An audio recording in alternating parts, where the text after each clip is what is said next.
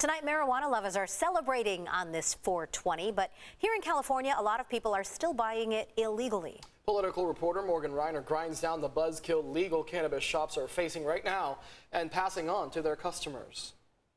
The business owner I spoke to today told me she pays at least 35% in taxes. That's why the price of what you'll find in a legal cannabis shop is way more expensive than what you'll find on the street, which is not regulated, not always as safe. So today, I spoke to the senator behind the push to reduce those taxes.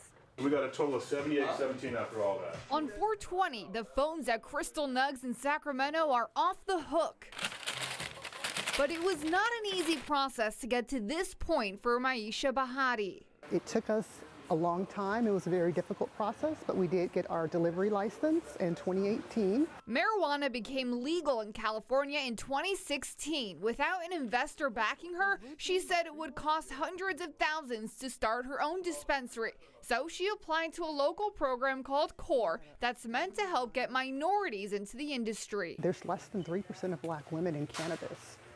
So there's more of us that are needed in this industry, and I hope that I inspire those to get into the industry. But now that she's operational, the costs are not getting easier. The taxes in California are insane for cannabis. Everything is taxed, everything is overpriced.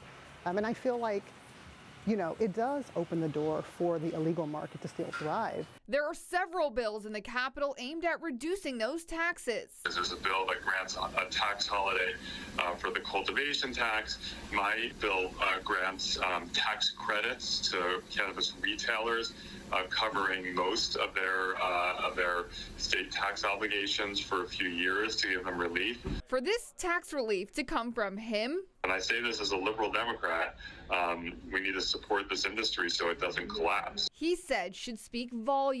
In order for us to be successful and be able to have a foundation in this industry, we have to be able to survive.